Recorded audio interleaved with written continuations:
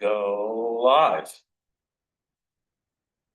All right, this is a regularly scheduled meeting of the Bangor Park Recreation and Harbor Advisory Committee. Date February 12th, 2026.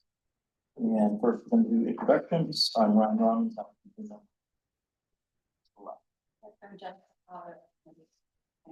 Pamela Carp Anderson, committee member. I'm the forestry technician, joint employment with Parks and Recreation and Public Works. Trace Toolette, Parks and Recreation Director. Ben Collette, Parks and Rec committee member. Brianna Woodworth, committee member. Suzette Furrow, committee member. Susan Falloon, I am the council liaison. Debbie Gendreau, the assistant director. Okay, first on the agenda is approval of the January minutes. So we have enough here tonight. We have shared with you the notes and minutes from the January meeting. We'll take a minute for you to peruse those. Yep, right there. Yep. You don't have one? Now you do. While you do that and chair, to my left, we have our newest member. Welcome, Ben. Appreciate you joining the group. So, and many of some new members here as well. So it's nice to have some returning and some new folks as well. So I'll make sure we acknowledge this is your first meeting tonight. If I recall. Yep. Ms. Falloon was the city council or was here last month. Not Councilor Hawes as noted. And Councilor Falloon even went to the trouble of preparing notes and a report to the council. So I apologize for that. You know, to be fair, like we have 3 Susans on the council, so it's easy to do.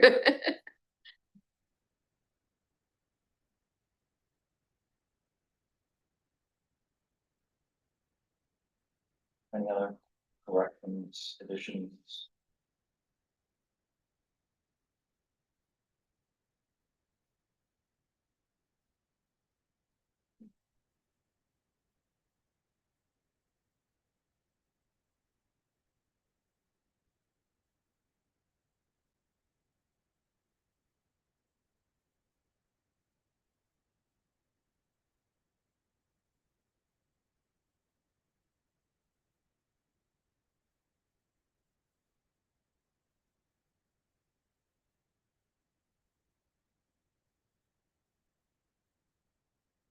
I have a motion to accept. Second. Without objection, they're approved.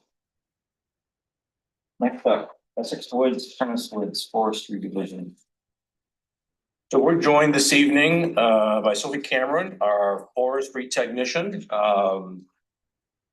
In the last few months, and let me backtrack, give you a little bit of context. Some of you have been with the committee for a while, or recall this. I want to say in 2021, 22, I'm going to look at that for a date.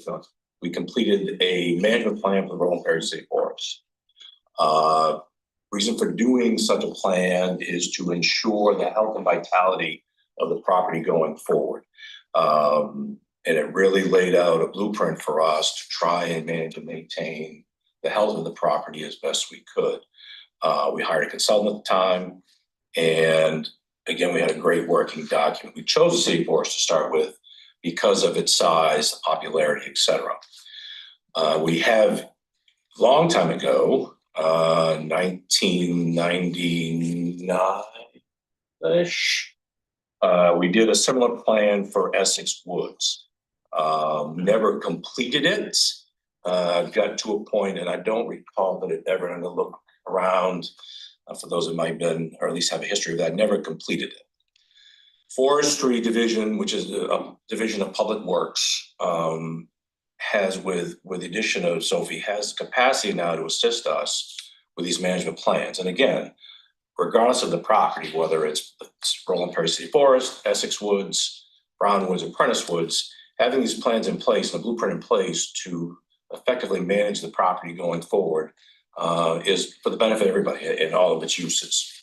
So Sophie's here tonight to kind of summarize some of the work they've done so far. Kind of side note, one of our seasonal park rangers also has similar background and capability. So the two of them have been working together, which really illustrates the cooperative nature that both Parks and Recreation Department and Public Works has, and the synergy between what we do as far as education and management of those properties and what forestry does to that end as well. So I thought it'd be helpful to have Sophie come here tonight. She's joined by Ben Ruder, our city forester, and just kind of summarize some things they've been doing and some of the plans going forward. How's that for a jumping off point? Great, thank you. All right. I'm Sophie. Nice to meet you all. Debbie, I don't think we've ever met face to face, but I left you a voicemail today. I don't know why I had a missed call from you earlier. Oh, yes, I was calling. That's okay. Yeah. But yeah, so it's great to be here and meet everybody. I graduated from UMaine in May of 2025 with my master's in forestry. Previous to that, I have worked kind of more on the herbaceous side of things. I was a native plant landscaper, did a lot of pollinator garden stuff, things of that nature. And then additionally, I got my undergraduate degree from Ithaca College in New York in biology and ecology. I started with Ben in the forestry division back in 2023. Summer of 2024. And he helped me with my master's project in which I was working to develop the Emerald Ash Borer Management Plan for the city of Bangor. So I've been kind of around for a couple of years, but I'm now brought on full time. And my position is a joint position with Parks and Recreation and Public Works. So one of the things that Tracy asked me to do during the off season for us, typically because we in the forestry division are in fuller swing in the summer, is to work on authoring forest management plans for Essex, Prentice, and Brown. The last plan for Essex Woods was written in 2003. It was completed as a plan, but I don't know that anything on the ground ever occurred utilizing it. That was done by Charles Simpson of Woodchuck Forestry Services, so another contractor. The last completed forest management plan for Prentice Woods was in December of 1965, and that was written by Roland Perry himself. That was pretty comprehensive at the time. It recommended several logging operations, which we have just scribbles of notes that he wrote down of when he completed things, and I wasn't around, so I'm going to take his word for it. That include logging operations in 67 and another in 1991, which was pretty extensive when they put in the trail system in the parking lot there. Additionally, we couldn't find it, but theoretically there is a management plan for Brown Woods that was written in 2001. We believe it's in a box somewhere in Public Works. So we're gonna hunt that down once I start working on that one. We've got the first draft of the Essex Woods plan authored, and it is currently under review by Tracy, Ben, and a couple other folks. It's been sent over to some people at, I haven't sent it yet. It will be sent to people at Maine Audubon and the Maine Forest Service for final approval. And then essentially what we're waiting on with that one is we are going to have some folks from Maine Audubon, community birders, as well as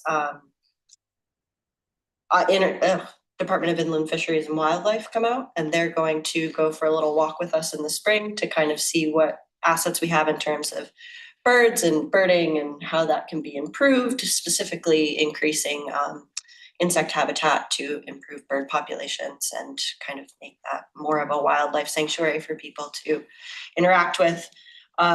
As of now, Prentice Woods is currently in the works. That will likely be done by the end of the month. And again, that will be waiting until the spring for further review because of the presence of a significant vernal pool on the property. Again, we need to check that out in the spring with inland fisheries and wildlife biologists. We were speaking to them today to schedule that meeting just to have a look at amphibian egg masses and determine if there is more that we can do to enhance that ecosystem as well.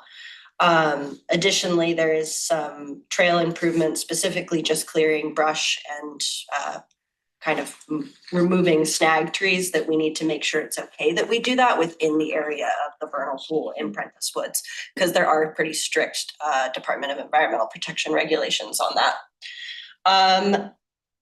As of now, the only other pressing thing in Essex Woods, the active management that has been done this year, a new bridge was put in, across, what is that trail?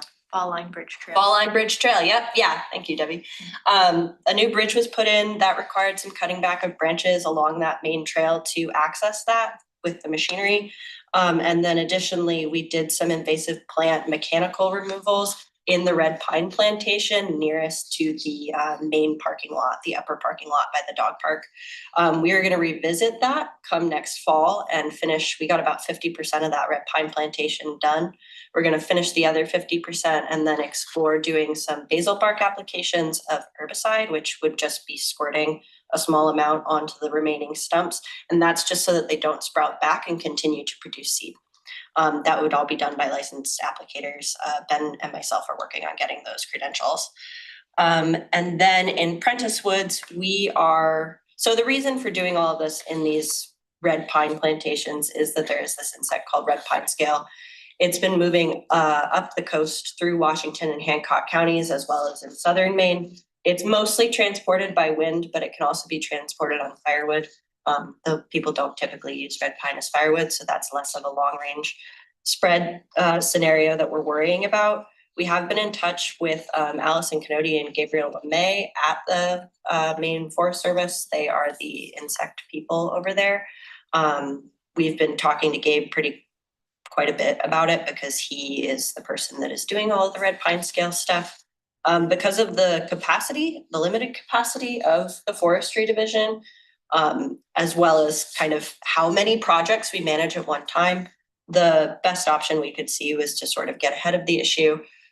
Typically, when you have trees of all one species, they aren't as resistant to, the forest itself is not as resistant to these species-specific pests, such as red pine scale, such as emerald ash borer, because they're all susceptible to the insects.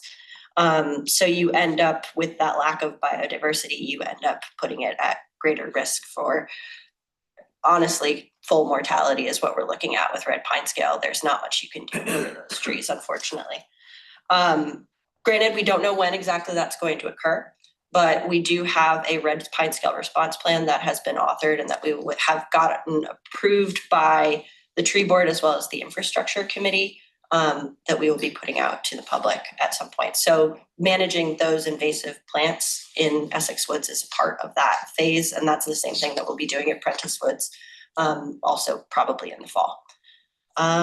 Otherwise. We'll open up for questions here in a second. I do want to go back to something that Sophie mentioned. It's we're trying to get us to a point where we're proactive versus reactive. I'm gonna look over at that spot. At some level, when we were dealing with TTM, we were kind of on the fly. And it came suddenly for Browns Hill Lawn. Yeah. So in this scenario, with all of the properties, and you'll find the same kind of proactive management plan to ensure health of the property in the Roland Perry plan that we're trying to develop for all of these properties. At the end of the day, these amenities are unique to the city, they're unique to the citizens of the city, and then whatever we can do to ensure as best we can the management and health of those properties is huge. I heard some discussion before we started, Prentice Woods specifically, about the cross-country use. Essex Woods at one time was getting used for cross-country. So with the trees that are out there and the vegetation that's out there, ensuring that we're maintaining that in a healthy way that allows for some of these other recreational activities. Essex Woods, we had a great conversation with the birding folks in Essex Woods and making sure that for the health of the entire property, that we're maintaining the best we can, managing the best we can, one of the best birding destinations in the world. But by the way, in the world, I say the world, at least in the city and the state. And by the way, at Essex Woods, there are the trails that Deb's going to talk to you here with a few minutes at the end. That too goes hand in hand with the management plan for Essex Woods, maintaining the vegetation. I know that we've struggled over the last few years with vegetation and growth into the trails. So what can we do to minimize the invasives of that affect that recreational opportunity? So yeah, and those are all things that are addressed in the plan, and those plans will be publicly available once they are completed and finalized. I want to draw your attention to the primary objectives. I apologize, I did go over a page. So our primary objectives for all three of these properties are to provide recreational opportunities first and foremost for the citizens of Bangor. These will always be maintained as forested properties. We have no intentions of clearing them completely. We have no intentions of converting them for different uses. They will remain forests for the people of Bangor to use as natural spaces.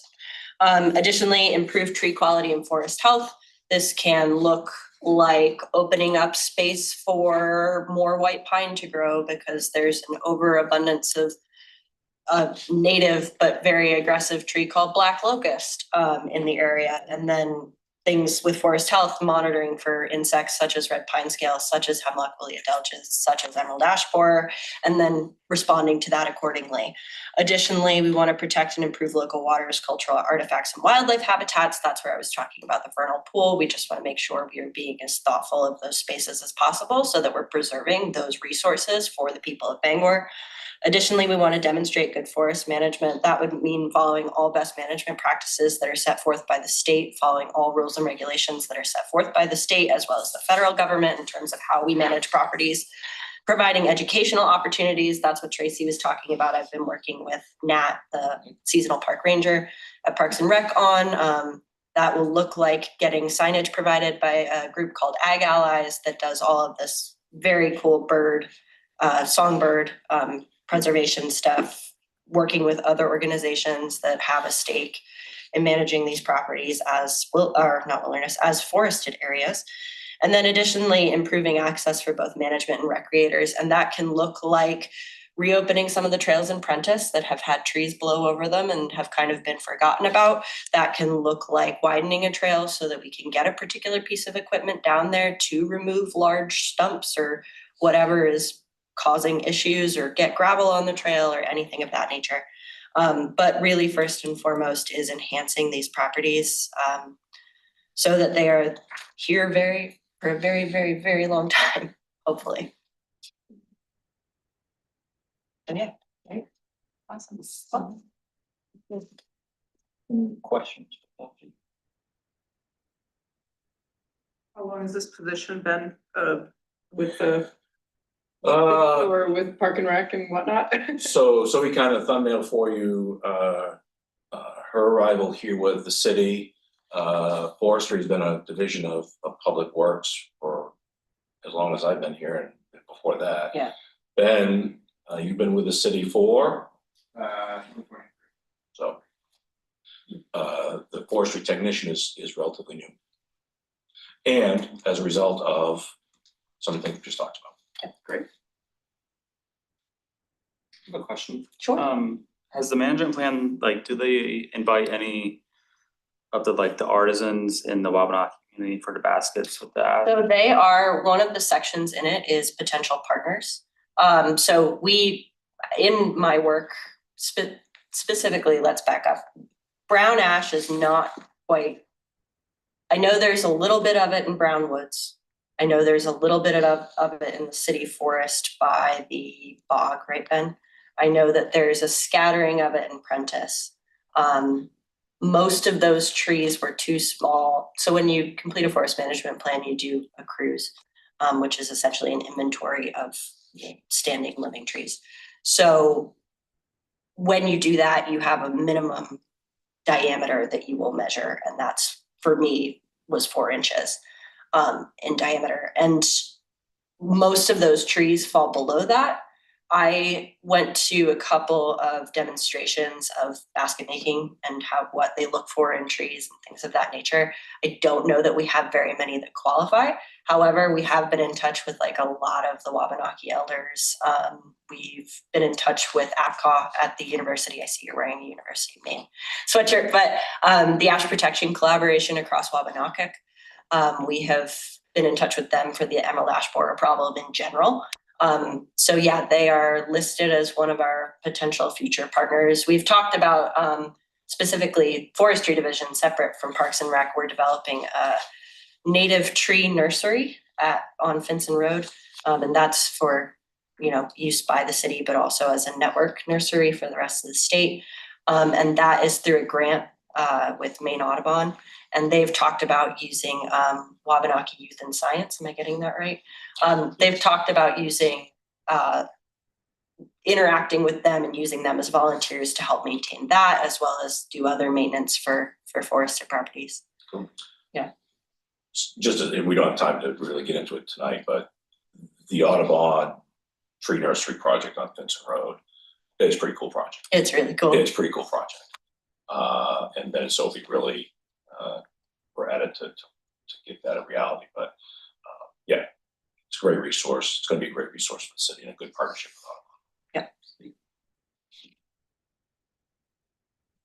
Any other questions?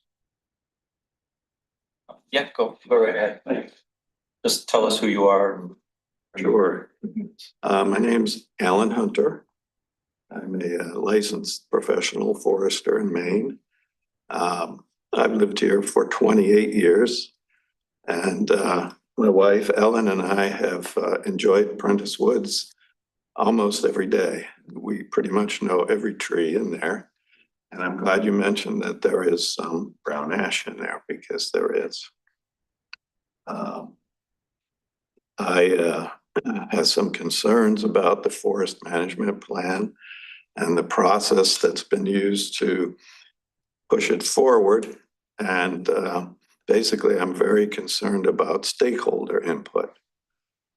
If a good plan is going to be launched or even considered, stakeholder input is critical. Without it, you don't know where you're going. I mean, and really what I was hoping to hear was that the people in Bangor who are using these resources would be included at an appropriate time to have some meaningful input into this. Like I said, I know Prentice Woods like the back of my hands. I know every trail. I'm the one that cleared out all the trees that fell down in the last windstorm. It's basically been a forest that's been neglected. But that's okay, it's an old growth forest. And I would really encourage some more participation from people in Bangor so that when this is launched, it's accepted. They're the ones that use it. They're stakeholders. They should be involved in the process. Otherwise, you might totally miss the mark through all the effort. And I guess one of my questions is, when is there going to be any input from the public before the plan is approved? That's very important. That's something that needs to be done. We shouldn't be leaving them out. If I may, agreed. So Chair, what I would suggest, based on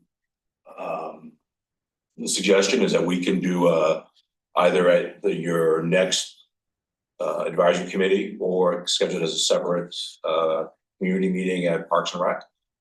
For all of these plans, we can do a community meeting, and to your question and point, invite, we've got a variety of stakeholders and a variety of these properties, not just Prentice Woods, but certainly Essex Woods.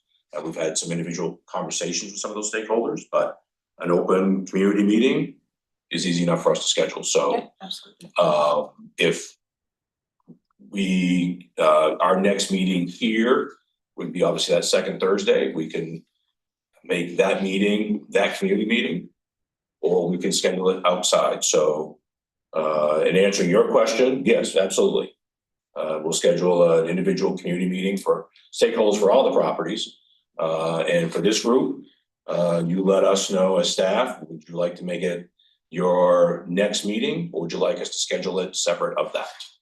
May I also offer, all of these will be put forward to the tree board, and those are publicly attended meetings. They're on the same schedule that you can see here, and then they will also be put forward at the infrastructure committee meeting. So those are two other settings where folks can share their thoughts. But I do agree that we should have a separate. Yeah. Maybe. Well, my main concern is that the input should come first We'll agree. before the Oh, yeah. plan is written. Absolutely. Already in Prentice Woods, we've got trees marked for cutting.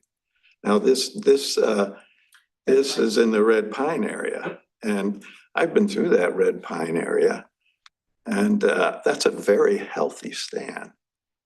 So- And I would like to know what kind of data was collected that required some kind of a prescription to mark this, which is visibly very disturbing right now to see all the big orange Understood. cut marks.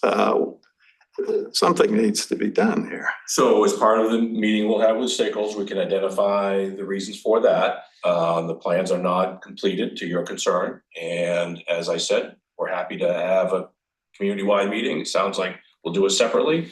And we'll make sure that's publicized so that this kind of input can be shared and some of those questions can be answered. Another thing that would be quite helpful is to know what the process is for developing these plans. For us on the outside, it's a total unknown. Understood. And it comes as quite a shock to see the steps have already been taken when a plan isn't even been approved. Seems like it's out of step. But no plan has been approved. This is to share with this group, the advisory committee, what has been done to this point. And it's consistent with the process we followed for the Roland Perry City Forest Management Plan. So nothing is wholly unusual or different. However, I'm certainly happy to share with anybody that wants to attend what has been done thus far, why it's been done, and take input from those that are concerned like yourself. So we're still at a point where that can easily happen, and it sounds like we're going to schedule that. Okay. I think the exchange of information would be. Oh, sure. Oh, sure. No, happy to do that. So it sounds like I'm hearing from the advisory committee. We'll schedule an outside. That's what I would think, Yep. because then we could, you could publicize it in the newspaper or whatever. and Yep, then- for sure. Will the draft management plan be available before that? Yep. We can make that happen. Oh, for sure. And where would I go to find that? We would have printed copies at whatever meeting we're going to have, but I'm not sure actually how we would share that because we're not allowed to share files until they're approved. Yeah, so we could bring a draft plan to the meeting that night, share as part of the document. Okay. It seems a little strange. If you need input, why can't it be made public before it's approved? So we can confirm what We can discuss. Yeah, if there's a draft available, we'll make it available on our Parks and Rec website, Manado City website. Okay. Yep, for sure. Appreciate you coming. You're Appreciate welcome. you coming. Thank you. Add something? Yeah, sure, come on up. One thing I'd like to add to the Prentice Woods project is safety. There are so many hung up trees. The loggers call them widowmakers, and it's very dangerous. That's the very reason why we're doing this exercise. That's exactly the reason why we're doing this exercise, Okay. for that reason. I've seen kids climbing up these big, tall, half-hanging trees, Yeah. and some student told me that was his tree and he regularly climbed it. But, so. Sure, you're absolutely right, that's why. we're that doing was this. one thing, and another thing is the drainage in there could not, the culvert pipes are kind of cockeyed, they don't need a big machine in there, but they need a little bit of help. To that point specifically, within the Roland Perry management plan, were culverts identified that needed just as repairs you're talking about. And we use that list to start repairing those. So yes, again, exactly what. We've thought about bringing our own shovel, just to, also the trash pickup. There's a group of, I call them unsung volunteers there who keep it very clean. Appreciate that. Thank you. Thank you. Thank you for the input. Sure. Any other questions? Thank you. Yeah, absolutely. Thank you. Catch you. All right, next on the agenda, the budget update. So let me see if I can successfully. So we're starting the budget process. We talked about last time, and I was hopeful that I could pull up. And it didn't appear like I was. But. Oh, wait a minute. So, not gonna work out. we had shared last time, some of our projects from our master plan. We also talked about some possible projects that you folks would like us to consider as part of that. We're very early in the process. We'll be working on, we start working on it this week. We'll be working on it through as a staff. The month of March to be presented to council in April. And then council will have their opportunity to share with staff feedback and we'll work our way through the process through June. We have typically used the master plan to accomplish that. Let's see, now if I was hoping to put that on the screen, it's not gonna work out. And by the time I get done fumbling with it. To identify projects, one of the probably most significant things still on our improvement plan. We currently have funding for replacing the play structures at Williams Park. That RFP is out now. We have identified parks to work on going forward. Initially, we were going to work on Talbot Park. That structure is nearing 15 to 20 years old. Given the construction going on with the new Y project, it makes some sense to us to hold off on that and focus on one of the next parks in line. Conditions of those structures seem to be okay. So if there is a particular park that anyone here frequents or has heard that the equipment, we're not aware of those, but that's where we're at right now as far as play structures. The next one in line as far as longevity would likely be Bangor Gardens. Other projects that we held off on was resurfacing the Beth Pankow Aquatic Center. Initially, we were hoping to do both projects. The RFPs came back quite a bit more than we had anticipated, so we held off on Beth Pankow and resurfaced the Dakin Pool. Beth Pankow, and look at that, probably has another summer of life. Then we'll need to focus on that. The other larger project that we put off until this coming year, thank you for coming, was resurfacing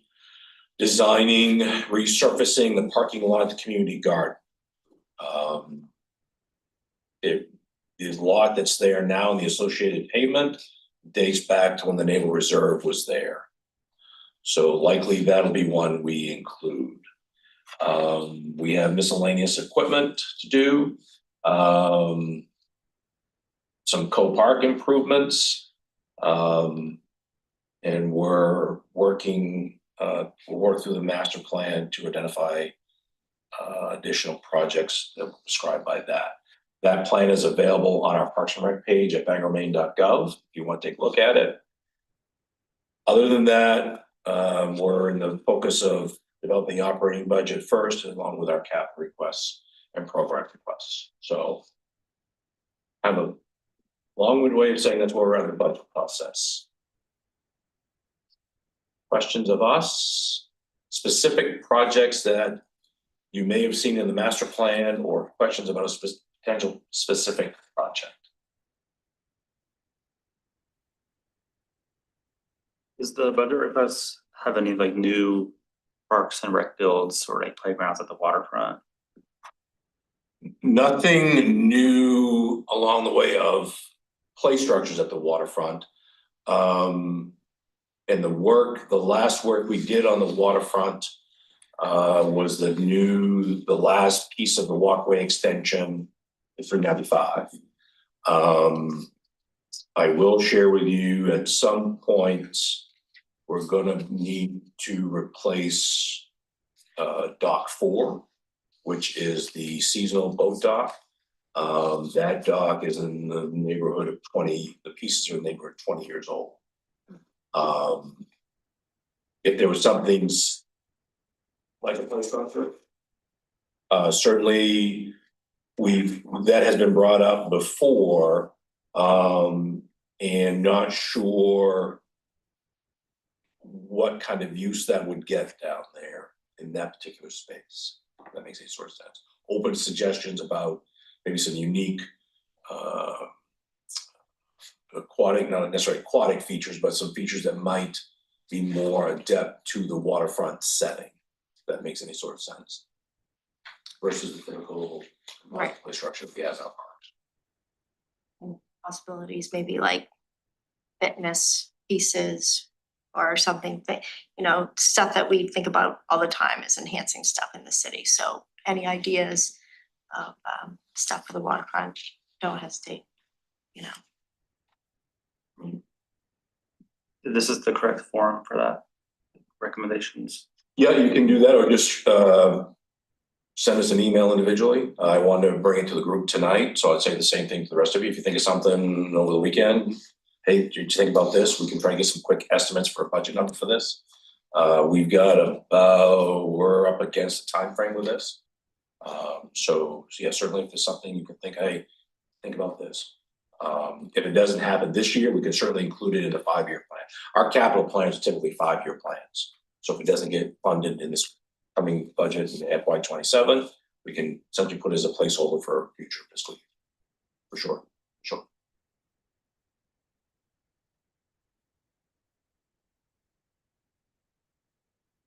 Any other questions?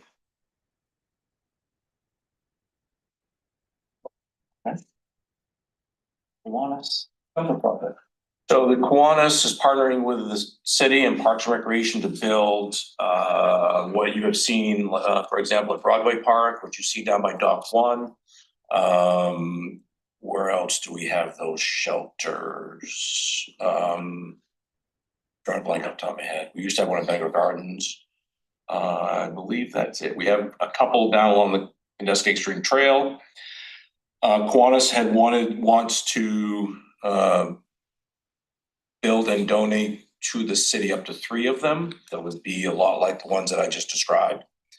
They have asked about the possibility of Fairmount Park, somewhere in Fairmount Park, somewhere, I'm going to say Dakin Park over by the pool. And the third one, they haven't really zeroed in on a location.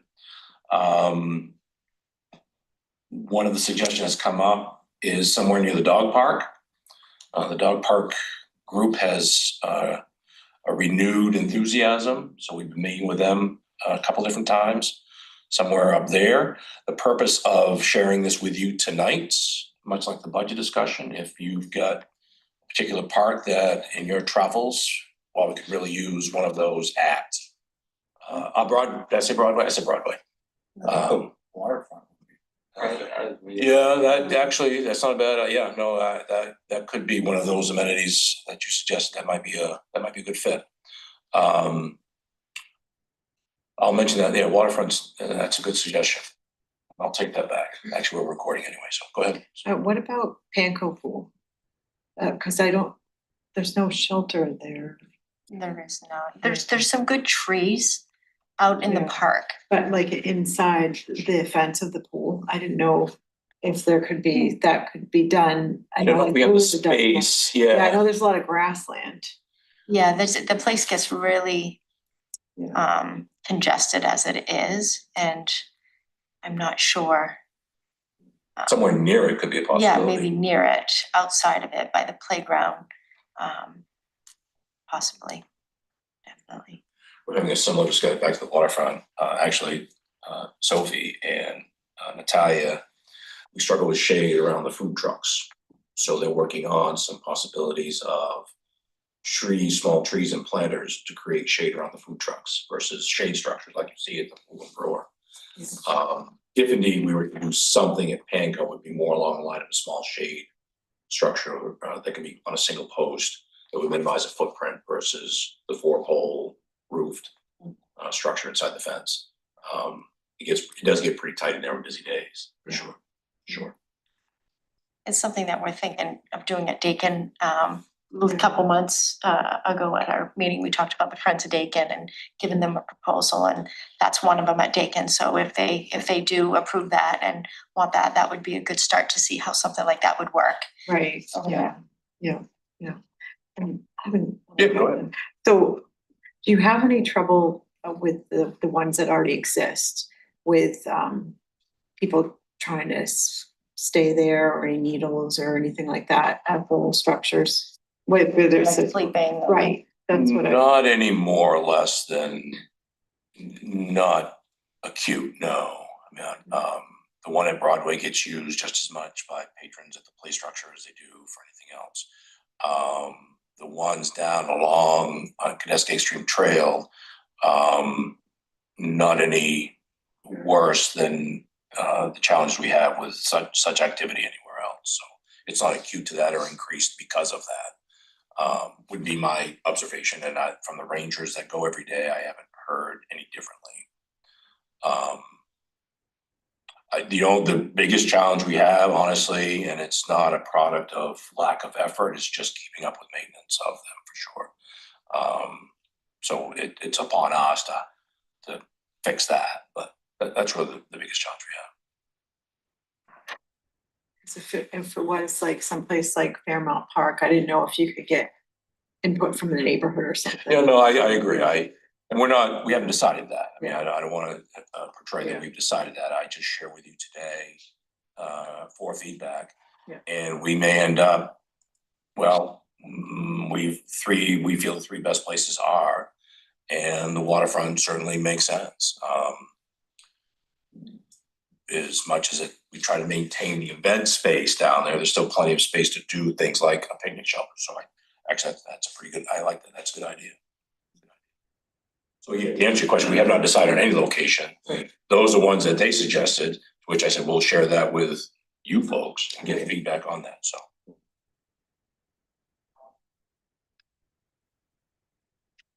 Any other questions, suggestions? Okay, let's go to waterfront season trip. So let's start with the fee discussion first. So this group, I want to say, and I'm going to look at probably you, Ryan. We discussed harbor fees 2 years ago. Or 3 years. Or I don't know, I think. I don't- last so year. let's park that, if it's amenable to the rest of you. Let's focus on the seasonal session application. So I share that with you, specific to the fees at the bottom. I will tell you in full candor, that fee has remained the same since we started that program down there. What do folks get for that fee? It essentially is described in the box there in the middle on the right margin there. Vendor spaces are typically 12 by 30, so however many square feet that is. We have a couple of different and yes, I know the date is off, but the information as far as what we're talking about is still the same. That's pretty much the season. Those dates vary obviously year to year, but we have 2 different seasons, a full season, which is about mid-May to October 1st. And then the half season is June, July, and August.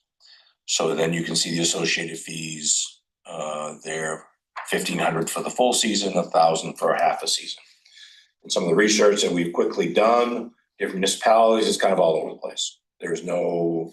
It varies from very minimal to very expensive, a lot of money for folks to pay depending upon days of week, et cetera. What do we provide? They have access to water and they have access to power. We have reserved the right to start to charge for power, but candidly, the reality of trying to chase that would be a fairly labor-intensive process. So they're allowed to plug in to city electricity and have access to city water. Other than that, we don't dictate when they open. We don't dictate menus. And they're allowed to come and go. A lot of them now will do events, so they come and go. We don't manage If we have two food trucks that sell similar menus, we don't manage that. We allow the space and they are on their own as far as when they're open, et cetera, et cetera. The question, I guess where we're at is it's not something that, I mean, yes, it generates revenue for us.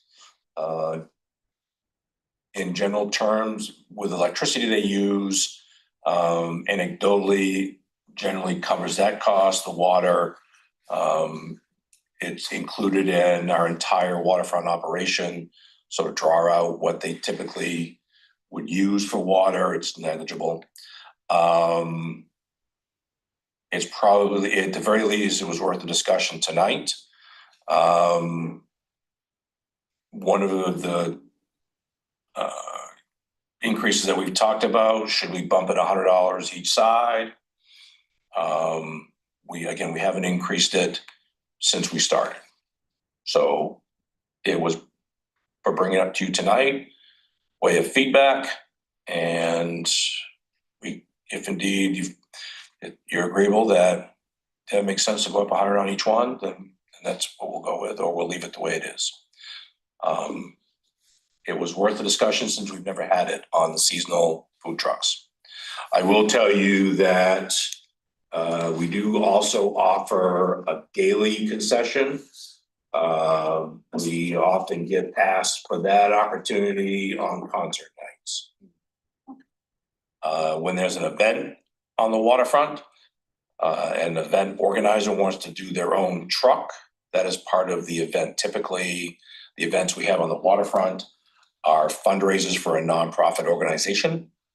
If indeed we have a for-profit organization that does some sort of sale on the waterfront, we enter into a separate use agreement where we charge either per patron or per table if it's a market of some sort. So there's a separate agreement for for-profit events on the waterfront.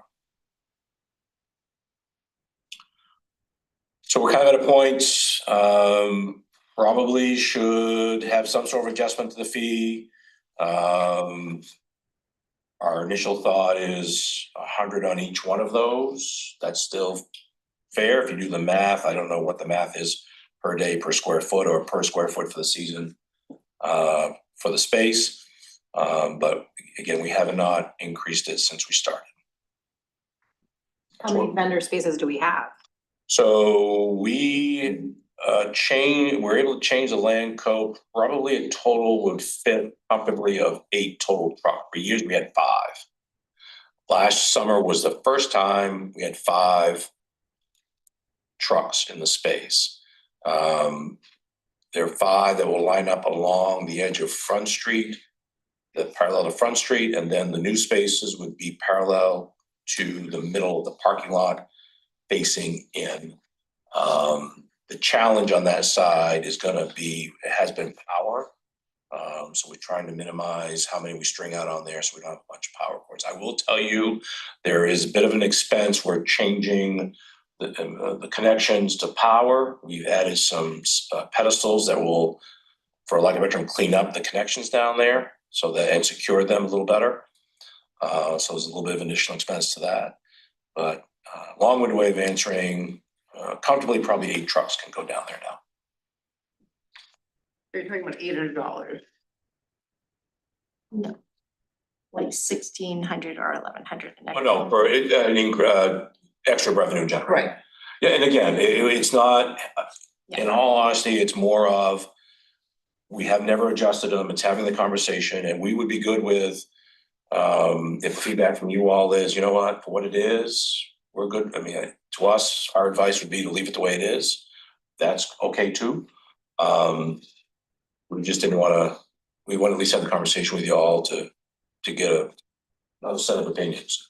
I think when we were talking about the golf course, it was kind of like, Yeah. what is the increase gonna do? Yeah. What projects are gonna be done? Yeah. So if this $100 is going to help with those pedestal and better, at least you can explain that. Otherwise, Yep. it just seems like, yeah, we haven't raised it for a while. We might as well do it now. Sure. So I think the only thing is if we raise it and, it's the going rate, whatnot, but it's just kind of say, what are they gonna see for this? So to answer that question, yeah, we've improved the electrical connections and we're gonna add some, tree shade with planters down there, which will hopefully improve the overall experience for both vendor and patron.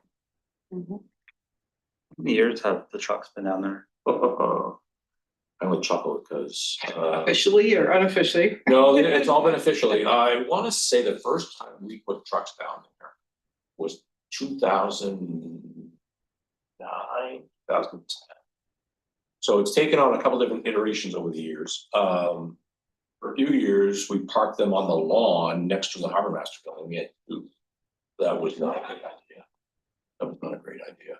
We moved them over to a space on Railroad Street. That didn't go well either.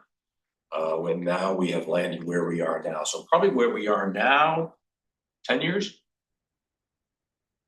Time flies. Time does fly. Have you ever had like a wait list? Yes, that varies from year to year. Our process has been in anticipation of the coming season to go back to the previous year vendors to see who would be coming back and then develop available spaces from that.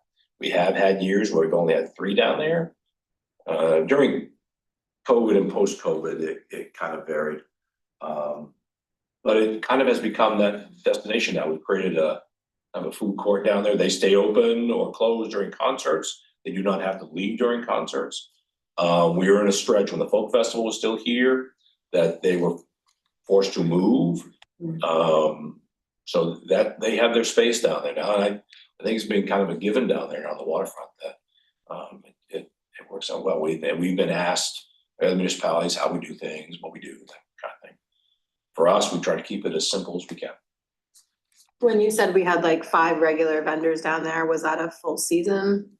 Yep. Like, so people were utilizing that May to October? So the vendors, for example, Wild Cow Creamery, they only do the short season.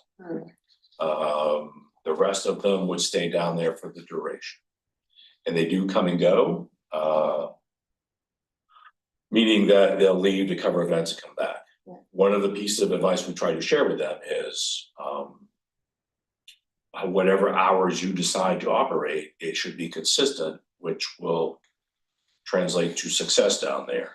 However you want to communicate that, and typically social media now that they use, as long as you have consistent hours, whatever they are, that seems to have set up the best chance for success down there. And we've had several come back year to year. Wild Cow Creamery was one of the originals on that site. They've been with us for a long time. For years, it was pizza. Pompeii, thank you. I hear a rumor that might be coming back in some other iteration. Nora's Grill has been with us for a while. And then we've had others come and go, so.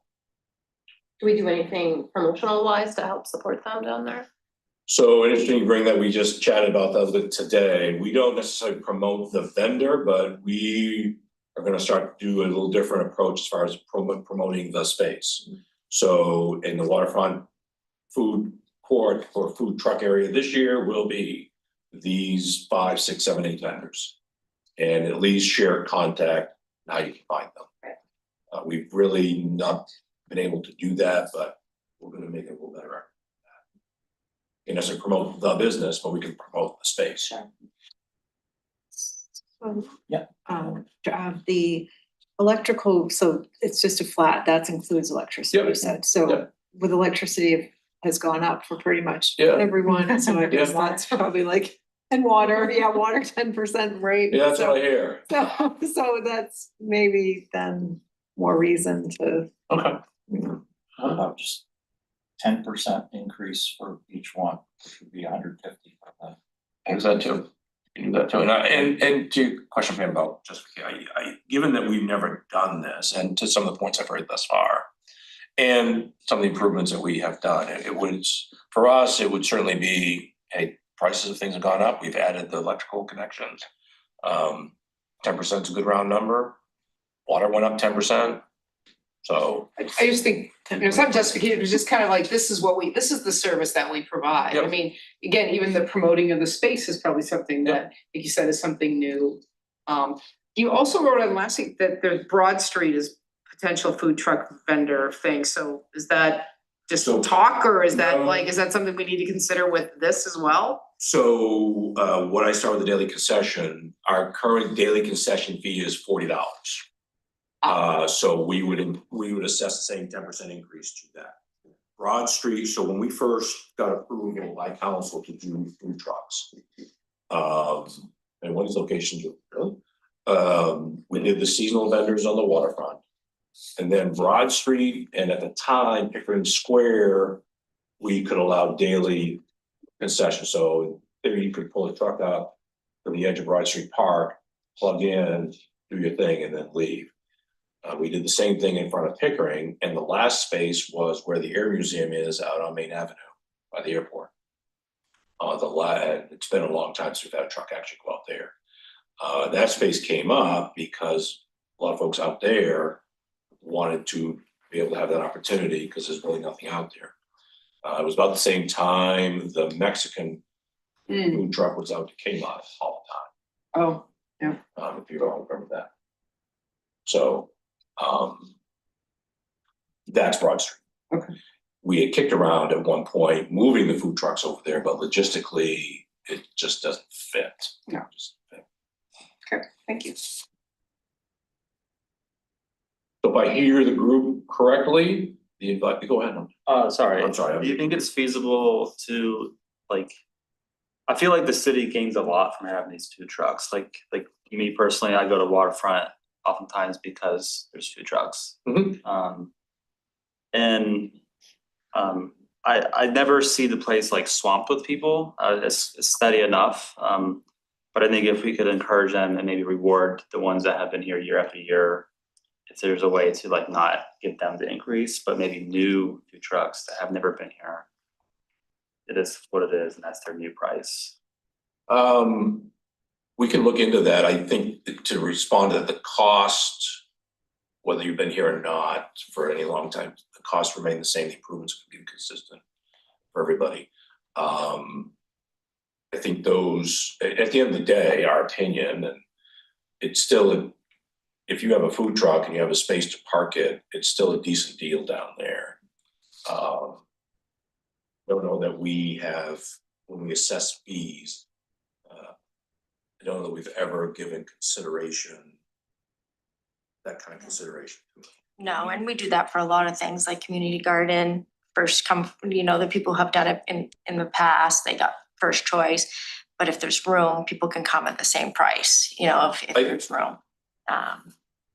To what Deb just mentioned too, I think the reward for returning vendors is that opportunity to say yes or no first.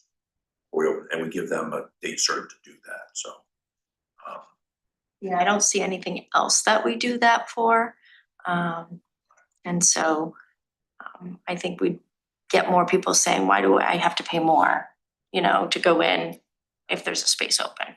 Give them the opportunity to come in at the same price as everybody else. That's at least what I'm feeling.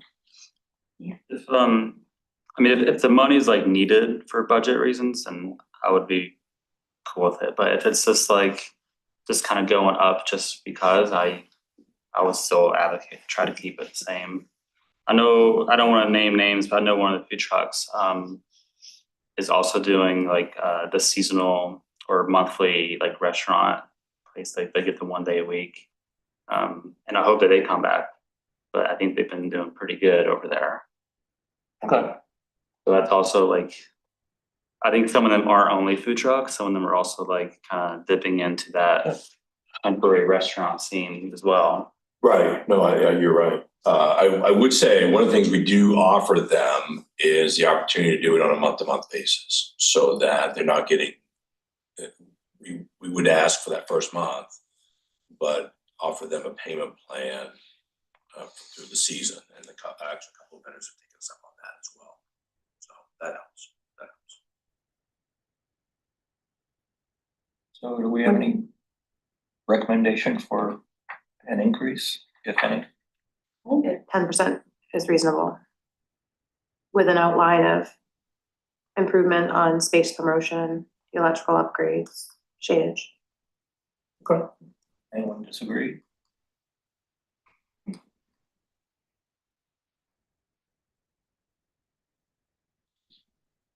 Up to you. You know what, yeah, I think we have the feedback we need. I appreciate that. We Yeah. appreciate that. We will feedback. Board advisory, so. Yeah, well, no, but. Yeah, let you know what we do. Yeah. It doesn't, mean we'll do it right this second, but. But this is why we bring these things to you folks. It's, yes, but it is to offer advice to us. Good to have others out there. Make sure that we're not getting siloed. The only other thing, and I know we're getting, the harbor fees, we discussed it a couple of years ago. It's a lot of the same thing. We aren't coming to you asking for any sort of advice or recommendation to increase them. Again, the harbor waterfront operation for us, this helps offset some of those costs. So does the arrival of American Cruise Lines, between the yearly rent that they pay and the per passenger fee, docking fee that they pay. So it was merely to put this in front of you and to share with you from a staff perspective that these fees seem appropriate, both for what we're doing and from what we see in other places. But I just wanted to share that with you and let you know that. I actually have a question, please. Yeah. Oh gosh, my mouth is so not. My question is, the picnic table, since we're on the topic of that at the waterfront, two things. In the parking lot, why are they in the parking lot? Picnic tables, Yeah, because that's where the food court is. right. So is there any chance of like putting them on the lawn? I don't know, I'm just To asking. put a view on the lawn, just so people walk, go. Yeah, for sure, yeah. Yeah. Like, for example, is it really safe? I don't know, I'm just thinking that's the way I am, I'm a little neurotic, I thought I'd throw it out Yeah, there, no, okay, so sure. is it safe in a parking lot? Has it proven to be? I guess so, I don't know how long it's been. like There's that. some blockers. Yeah, we have some, cars can't go through. So Okay, when I forgot. we create the area for the food, so to answer your question about picnic tables, yeah, Yeah. we could get more picnic tables down there for sure. Well, no, I just mean, is there enough places for people to park? Oh, yes, Okay, yeah. So so. that big parking lot, we essentially separate in half. And in the middle of it, you'll see a row of Jersey barriers. And then we put Jersey barriers on the ends. Okay, And then we put metal posts in the openings on each end. And then the picnic tables are spread out in there. We could for sure use more in the grass areas for people to use if they want. And like shade or something. yeah, well, in the shade, hence why we're hopeful to put some Right. trees. Mentioned, Yeah, so, yeah, there's something we can do down there a little better that we'll focus on this summer.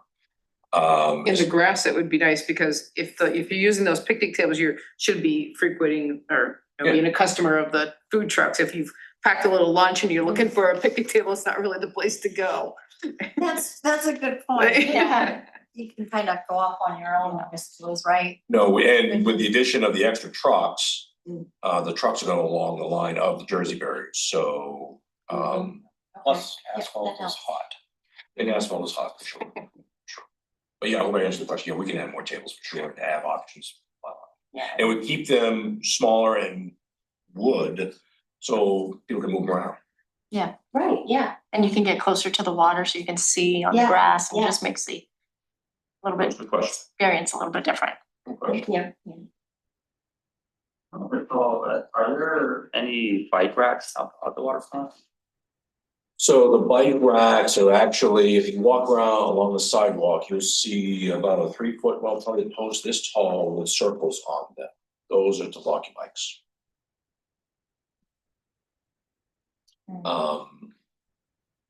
Yeah, those were put in. Is that by the food truck? I'm trying to picture it. Yeah, there's some, so again, they're along the sidewalk, along Front Street, and they're kind of spaced out a little bit. But yeah, no, that's what those were for. Yeah, they go from like from start at Main Street and you go down toward the river, they're all along. Yeah. Maybe this isn't the right time to ask this, but wasn't there something last time about the Kiwanis Children's Playground on the waterfront? Were they thinking about that at one time? But now it's That was quite a while ago. okay. That's why they're doing the It shelters must have been now. old people. Okay, that's why I So- was talking.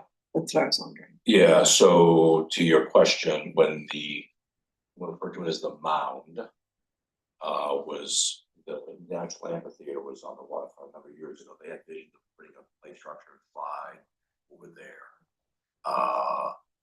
That amphitheater went away, and now under the ground is the combined stormwater overflow tank that we installed 2 years ago. Now it's flat. Okay. And they've changed their, these, and Kiwanis isn't immune to a life service organization. Members are not as healthy as membership as they used to be. Right. So Yeah. that's why they come to this shelter. Yeah. Yeah.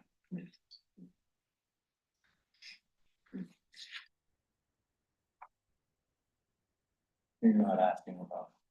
No, I think we're good with these fees. I just wanted to, since we're on the topic, have that discussion with it. We're good with these fees as far as we've had a discussion with you all a couple of years ago.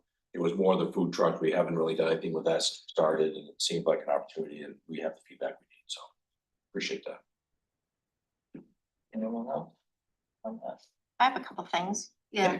So a couple months ago at our so December meeting, I talked about how we hired OSI to do an assessment and a plan at Essex Woods for recreation activities down there. And so they started their research, and they had their first stakeholders meeting this past week. And so that stakeholder meeting was with like mountain bikers and stuff like that. So that happened on Tuesday night. It was awesome, very well attended. It was held at Slipping Gears here in Bangor, and it lasted over 2 hours. That's how much feedback people gave to them on what they want to see down there. So it was great, unbelievable. So I'll be talking to OSI, and we're gonna be putting another one together at Parks and Recreation. We're gonna advertise it for others to come in to give feedback on what they would like to see for recreation. OSI stands for. Outdoor, Institute. outdoor, Oh. what did you say? I think it's Outdoor Sport Institute. I Yeah. thought. Yes, Outdoor Sports Institute, yeah. She would have asked me the same thing. So Yeah, I know. I have it right here. I was on the other page though. And so it was just a great turnout and very nice to see what people want to see at Essex, what is there, how they want it to be just nicer and better flow, because they're thinking of the future, you know, and the families and the kids. And so even though a lot of these people are hardcore mountain bikers, that's not what they're looking for over there. They're looking for things for everybody. So it was great. So you guys will know when the next one comes out, if it's something that you guys want feedback to this consulting company that's doing this for us.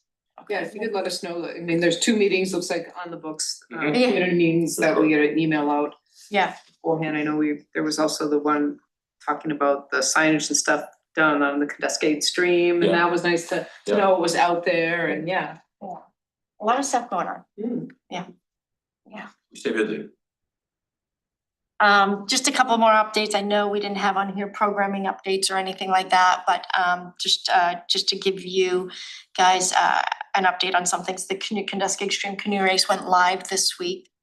Today's Thursday, so I think I went live Monday. Great response after 1 day of advertising, so that's wonderful. Our summer camps, we are running 3 summer camps this year instead of 4. We're combining 2, our minis and munchkins together. And this doesn't include teen camp. That's not included. So our 3 camps are going live tomorrow.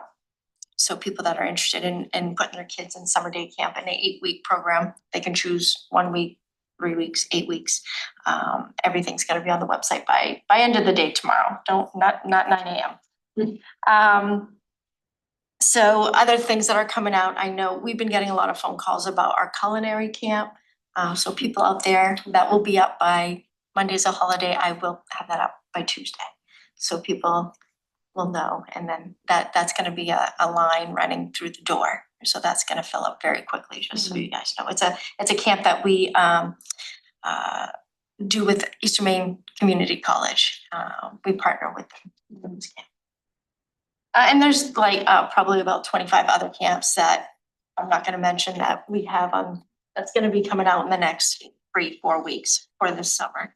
And It'd be great to talk about summer. and the reason why some of them are not yet done for the summer, and I know it's only February, but we need to put these things up now, is we don't have a recreation coordinator again, as of a month and a half ago or 2 months ago.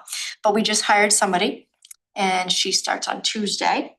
So yes, and we will invite her to next month's meeting so you guys can meet her. Her name's Chelsea Smith. So that's what I have.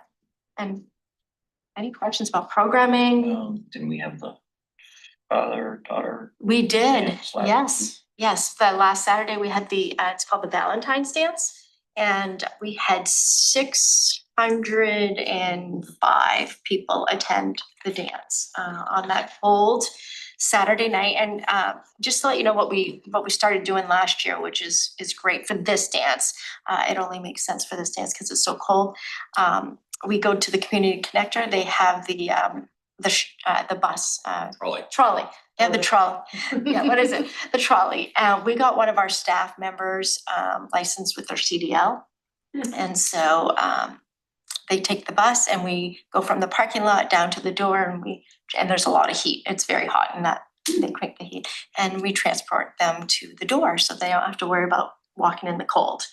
And we started thinking about that. That was, I think, 2 or 3 years ago when it was the minus 40 or 50 degrees that one night. And that was the night of the dance. So that's when these things started coming up. We got to do something about that. So a very, very great success on the dance. The only thing I'd add is golf course crew actually started grooming today. The machine was down, got it fixed. He's gonna finish tomorrow. So there'll be some cross country trails groomed at the golf course. If they don't melt. Well, I was just saying Yeah, that's true, this week. Run. Yeah. That's all we have. So what are we thinking about for having that stakeholder meeting? So tonight we are February 12th. Next week is school vacation week. The following, we're rolling into March. So if I heard some of the feedback, they wanted to be a separate meeting, which is fine. It looks like let's tentatively look at maybe the first Thursday in March, or do you want to forego your regular March meeting for this? It could be after, if you'd rather do that. I get the sense some folks are anxious to hear what's going on. So. And we're also gonna do the other one that we need to do soon, and I don't think they should be together. I think The other one. the OSI stakeholder. Well, you know, keep So- the trail one separate, Separate, but yes. we would like to do the forest management plan all together. I think that makes the most sense. That way we're not doing one for Prentice, one for Brown, one for Citizens.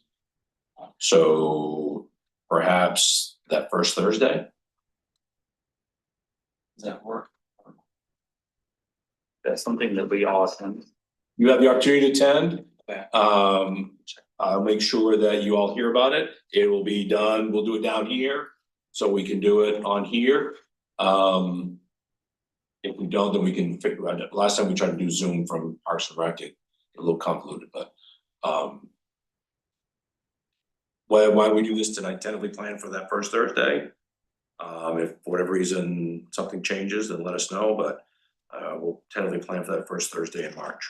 March 5th. Yep. And the other one that I'll just like email you guys, it's nothing that you need to go to, it's a stakeholders, it's people who wanna see have a really big idea of what they wanna see at Essex Woods. We'll email you, we're gonna put email blast out on Facebook when that's gonna be in, we'll hold that one at Parks and Rec. Sometime soon, honestly, it's gonna be probably within the next month, because he's doing this assessment and wants to deliver something to us in the spring. And it's, So the March 5th one, about 7, Okay. gives people a Yeah, chance. no worries. Yep, we can do the 7th. The only thing I'll do from here, I don't anticipate anything in here. So if there's some sort of conflict with the space, I'll follow. Okay. Appreciate the feedback tonight. Appreciate the conversation.